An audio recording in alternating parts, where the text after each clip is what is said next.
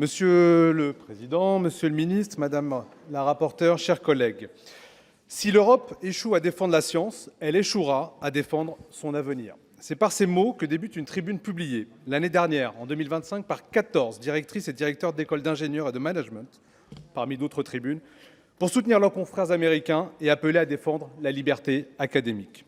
Comme l'a très justement également rappelé Camille Fernandez, maître de conférence en droit public à l'université de Marie-Louis Pasteur, la liberté académique n'est ni un privilège, ni une revendication corporatiste. Elle est un bien commun au service de la démocratie et de la société tout entière. Elle conditionne le progrès scientifique, la qualité de l'enseignement supérieur et plus largement l'exercice éclairé de la citoyenneté. Car cette liberté ne s'arrête pas au mur de l'université. Elle irrigue le débat public, dans les médias comme dans l'espace numérique. En permettant aux universitaires de s'exprimer librement dans leur champ d'expertise, avec la rigueur qui fonde leur métier, elle aide nos concitoyens à se forger une opinion informée, loin des approximations et des fausses informations. Elle suppose aussi un cadre protégé, à l'abri des pressions politiques, économiques ou idéologiques. Comme l'écrivait le doyen Georges Vedel, il s'agit d'une liberté faite de liberté. Liberté d'enseignement, liberté de recherche, liberté d'expression académique. En somme, elle éclaire directement nos choix collectifs et renforce la démocratie. Pourtant, partout dans le monde, cette liberté recule. En 2024, l'Academic Freedom Index constatait qu'en moins de 20 ans, la proportion de la population mondiale qui vivait dans un pays où la liberté académique était respectée est passée d'une personne sur 2 à une personne sur 3. Et l'exemple récent des États-Unis montre à quel point elle peut être fragilisée en un temps record lorsqu'aucun rempart juridique n'est érigé. Il n'a suffi que de quelques semaines au président Trump pour dynamiter la science et ébranler cette liberté. Cette offensive idéologique prend parfois aujourd'hui des formes qui confinent à l'absurde. Ainsi, le mois dernier, un professeur de philosophie de l'université A&M de Texas a été contraint de retirer de son programme la lecture du banquet de Platon, jugé trop woke par son administration. L'affaire, largement dénoncée par la communauté universitaire, illustre jusqu'où peut aller la censure lorsque le cadre juridique fait défaut. Lorsque même Platon devient suspect, c'est bien la liberté académique qui est bafouée, niée dans son principe. La France ne vit pas dans un microclimat protégé des tempêtes outre-Atlantique. Elle n'en est pas moins immunisée. Et comme l'évoquait Stéphanie Malm, directrice du Centre de recherche international, le CERI, dans son rapport rendu à France Université en fin d'année 2025, défendre et promouvoir la liberté académique, elle soulignait que la liberté académique dans notre pays souffrait d'atteintes multiformes et d'une vulnérabilité croissante. En effet, les incidents se sont multipliés de façon inquiétante, avec des entraves qui prennent aujourd'hui des formes multiples. Les procédures bâillons, destinées à intimider les chercheurs, enseignants et enseignants-chercheurs. Dès 2017, un rapport commandé par Thierry Mandon, alors secrétaire d'État chargé de l'enseignement supérieur et de la recherche, rédigé par une commission présidée par le professeur Denis Mazot, recommandait d'introduire des mécanismes anti-SLAPP dans notre droit. La présente proposition de loi s'inspire directement de ces propositions, restées sans traduction législative à ce jour. Des entraves dans un climat anti-science et anti-intellectuel qui se traduit par des campagnes de disqualification et d'injonction au silence. Des entraves par les ingérences étatiques extra-européennes, dénoncées notamment par une mission d'information sénatoriale en 2021, menée par nos collègues Étienne Blanc et André Gattolin. Entraves par le désengagement de l'État et concentration des financements privés entre les mains d'un nombre restreint d'acteurs qui créent des situations de dépendance. Et enfin, entraves par l'inflation des charges administratives qui éloignent du cœur de métier. Ce sont souvent des pressions diffuses, mais leur accumulation fragilise l'indépendance de la production intellectuelle et font courir un risque accru d'autocensure lié à la crainte de polémiques, de pressions hiérarchiques ou de conséquences réputationnelles qui peut affecter la liberté de choix des thématiques de recherche ou des contenus pédagogiques. Surtout, et c'est le cœur de cette proposition de loi, notre droit n'offre pas une protection à la hauteur de l'enjeu, la reconnaissance juridique restant très perfectible. Si l'indépendance des enseignants-chercheurs a valeur constitutionnelle, la liberté académique reste mal définie et peu prescriptive et appelle à une clarification souhaitée par l'ensemble des acteurs du monde universitaire. La liberté académique a ainsi une double dimension. Elle est d'abord une protection, un rempart contre toutes les formes d'ingérence sans lesquelles la production et la transmission des connaissances et des savoirs ne peuvent exister. Mais elle revêt aussi une dimension positive, une liberté faite de liberté, comme je l'évoquais, celle de chercher, de publier, d'enseigner et de s'exprimer dans le respect des exigences scientifiques. La loi Faure de 1968 avait posé un premier jalon en protégeant l'indépendance et la liberté d'expression des enseignants-chercheurs. Mais elle ne saisit qu'une part de la liberté académique sans en définir l'ensemble des composantes, d'où la nécessité d'aller plus loin aujourd'hui. En 1984, l'indépendance des professeurs d'université est reconnue par le Conseil constitutionnel comme principe fondamental reconnu par les lois de la République. Mais ce cheminement reste et restait insuffisant au regard de ce qu'ont fait nombre de nos voisins européens. L'Allemagne, après 1945, l'Espagne, post-franquiste, ou encore plusieurs pays d'Europe de l'Est, après la chute du mur, ont choisi de constitutionnaliser explicitement la liberté académique.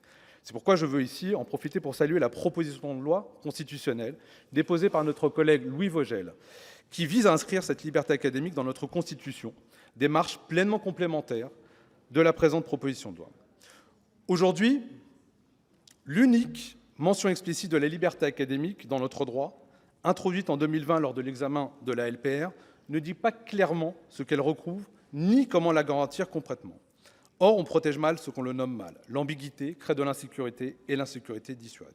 En effet, l'article 952-2 du Code de l'éducation ne définit aucunement la liberté académique, mais évoque juste les libertés académiques par un pluriel erroné, en indiquant par une formule non normative qu'elle constitue le gage de l'excellence de l'enseignement supérieur et de la recherche française, et qu'elle s'exerce dans le cadre du principe à caractère constitutionnel d'indépendance des enseignants-chercheurs.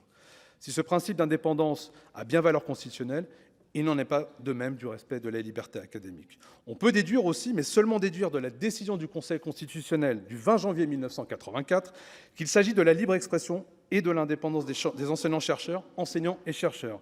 Mais celui-ci s'est bien gardé de la citer et de l'ériger au niveau d'un principe constitutionnel.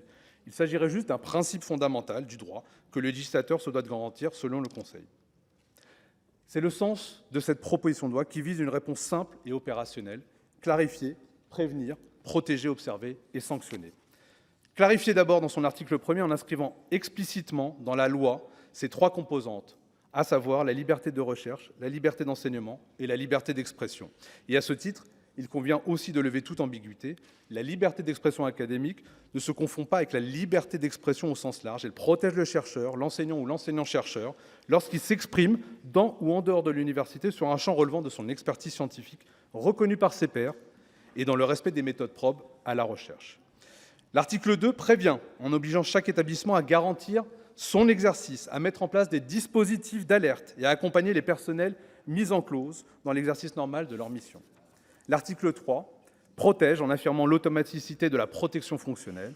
L'article 4 observe en rattachant le suivi de cette liberté au HCRS, déjà compétent sur des sujets voisins.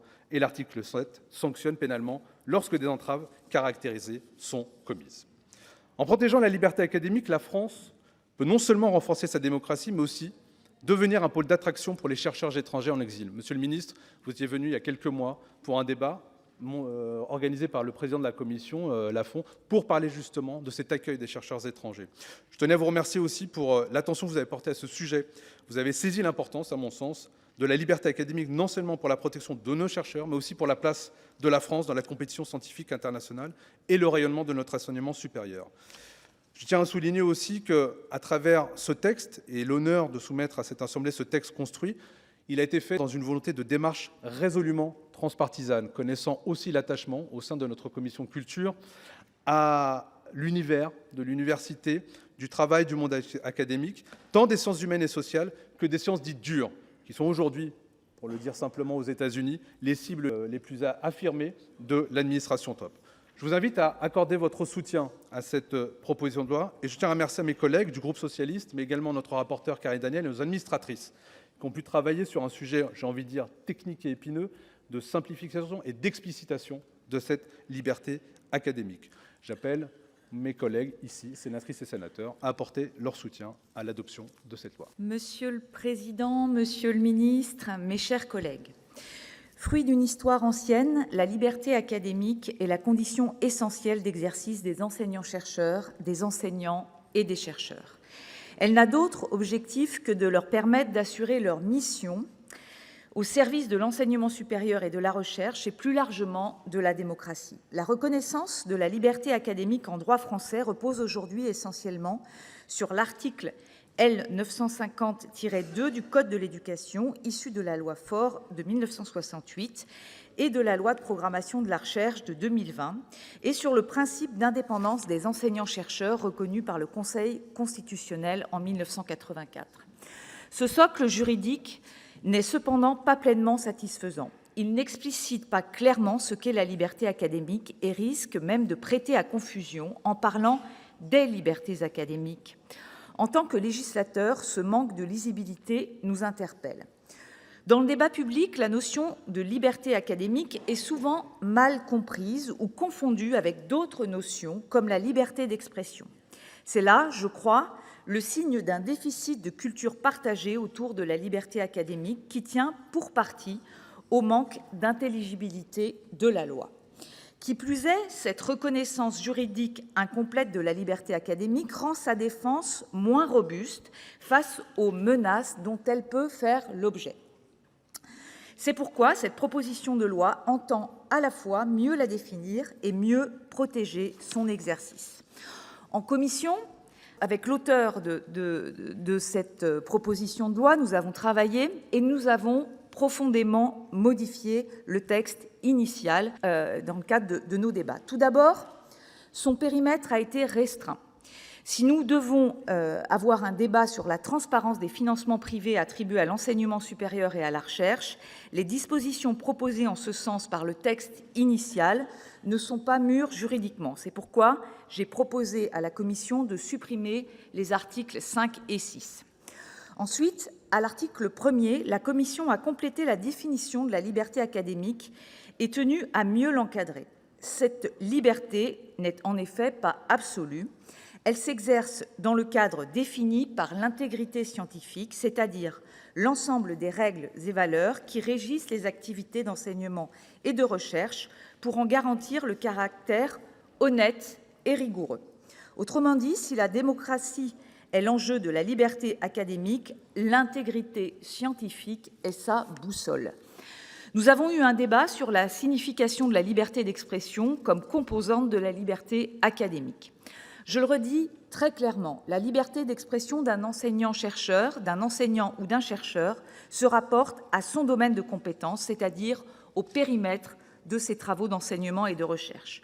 Plusieurs amendements déposés nous permettront de poursuivre le débat sur ce sujet. La commission a également souhaité reconnaître aux chercheurs travaillant en organisme de recherche les mêmes droits que ceux dont bénéficient leurs collègues exerçant dans les établissements d'enseignement supérieur. L'existence d'unités mixtes de recherche rend difficilement compréhensible le maintien de deux statuts de protection distincts. Dernière modification apportée à l'article 1, nous avons supprimé l'instauration d'un principe de secret des sources et des matériaux.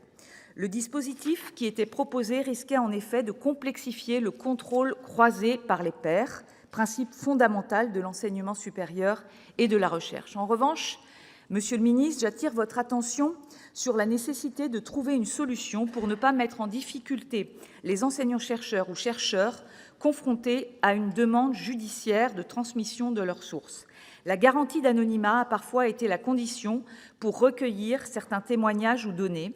Les universitaires sont alors confrontés à un dilemme. Faut-il livrer leurs sources au risque de rompre leurs promesses et compromettre ainsi leur crédibilité dans le cadre de leurs futurs travaux ou accepter de les dévoiler pour éviter des poursuites judiciaires? Pour les autres modifications apportées à ce texte, à l'article 2, la Commission a souhaité trouver un équilibre entre la nécessaire promotion de la liberté académique par les établissements d'enseignement supérieur et le respect du principe d'autonomie des universités. Elle a donc confié une mission de prévention des atteintes à la liberté académique et d'accompagnement des personnels attaqués dans l'exercice de cette liberté. Elle a également ajouté une disposition miroir pour confier la même mission aux organismes de recherche. À l'article 3, sur ma proposition et pour ne pas créer un nouvel organisme, la Commission a décidé de confier l'observation de la liberté académique au Haut Conseil de l'évaluation de la recherche et de l'enseignement supérieur, le HCERS, qui est déjà en charge d'une mission analogue en matière d'intégrité scientifique via son office dédié. À ce jour, l'observation et la documentation des atteintes à la liberté académique ne font l'objet d'aucune structuration nationale, d'aucune consolidation, empêchant d'en avoir une vision à la fois objective et exhaustive. Il est donc indispensable de combler ce manque. La présidente du HCERES et le directeur de l'Office, avec qui nous avons échangé dans le cadre des auditions, nous ont fait part de leur intérêt et de leur ouverture pour cette nouvelle mission relative à la liberté académique, qu'ils estiment très complémentaire de celle déjà exercée en matière d'intégrité scientifique. Je crois que prendre appui sur le réseau des référents à l'intégrité scientifique pour promouvoir et défendre la liberté académique au sein des établissements d'enseignement supérieur et des organismes de recherche est une piste de travail intéressante. À l'article 4, la Commission est venue clarifier un point au sujet du bénéfice de la protection fonctionnelle en cas d'atteinte à la liberté académique. Cette protection ne se limite pas aux poursuites judiciaires. Je pense en particulier aux procédures bâillons, dont l'unique but est d'intimider et d'empêcher certains enseignants-chercheurs ou chercheurs de travailler. Elle vaut également pour tout type de menace à la liberté académique. Cette reconnaissance explicite de la protection fonctionnelle pour les enseignants-chercheurs, les enseignants et les chercheurs menacés ou attaqués s'inscrit bien évidemment dans le cadre de son régime de droit commun. Enfin, la Commission a maintenu l'article instaurant un délit d'entrave à la liberté académique, estimant nécessaire de renforcer sa protection, y compris sur le plan pénal. Mes chers collègues, le doyen Vedel définissait la mission de l'université comme celle d'un homme libre à qui sont confiés d'autres hommes libres. Dans un monde où la liberté académique fait l'objet de menaces et d'une remise en cause croissante, il est urgent d'envoyer un signal politique à la communauté académique, aux enseignants, aux chercheurs, aux enseignants-chercheurs, aux étudiants qui font le choix d'exercer ou d'étudier dans nos établissements d'enseignement supérieur et de recherche. Et aujourd'hui, je vous rappelle que c'est la Journée internationale des femmes et des filles en sciences, donc j'encourage singulièrement les jeunes femmes et les jeunes filles à s'impliquer dans ces carrières. Et je vous le dis, dans nos démocraties, nous devons défendre et promouvoir l'enseignement supérieur et la recherche, revendiquer et défendre la liberté académique. Monsieur le Président, Monsieur le Ministre, Madame la rapporteure, chers collègues, la proposition de loi visant à mieux reconnaître et protéger la liberté académique présentée par notre collègue Adel Ziane est d'abord un acte de confiance envers nos universités et nos chercheurs. Mais c'est aussi un texte utile, concret et attendu par la communauté académique. Je veux d'ailleurs saluer le travail de fond mené par l'auteur depuis de nombreux mois auprès de l'ensemble des acteurs du monde académique et qui nous permet aujourd'hui de débattre d'un texte abouti et consensuel. Il s'agit de consacrer un principe simple et évident, mais toujours à défendre, car jamais complètement acquis. Déjà, dans son rapport sur l'organisation générale de l'instruction publique présenté en 1792, Condorcet affirmait « La première condition de toute instruction étant de n'enseigner que des vérités, les établissements que la puissance publique y consacre doivent être aussi indépendants qu'il est possible de toute autorité politique. » Le texte que nous examinons part d'un constat simple. Bien que régulièrement invoquée dans le débat public, la liberté académique demeure aujourd'hui insuffisamment définie et imparfaitement protégée en droit. Il est devenu urgent de combler cette béance au vu de l'évolution idéologique du monde qui nous entoure. De la Chine de Xi Jinping, l'Amérique de Trump, l'Argentine de Milei, à la Russie de Poutine. L'indice annuel de liberté académique, initié par la chercheuse Catherine Kinzelbach, est là pour nous le rappeler. Mais ce qui nous pousse aussi à agir, y compris chez nous, c'est l'évolution des outils, numériques notamment, qui détériorent le débat public et l'accès à l'information vérifiée. Multiplication des pressions idéologiques, tentatives d'ingérence politique ou économique, campagnes de dénigrement ciblant des enseignants-chercheurs, procédures bâillons, les exemples ne manquent pas. Dans ce contexte, il est de notre responsabilité en tant que législateur de consolider l'arsenal juridique existant. Le cœur du texte se trouve à l'article 1er. Il propose d'inscrire explicitement dans le Code de l'éducation la liberté académique. en précisant 3 composantes essentielles: la liberté de recherche, la liberté d'enseignement et la liberté d'expression académique.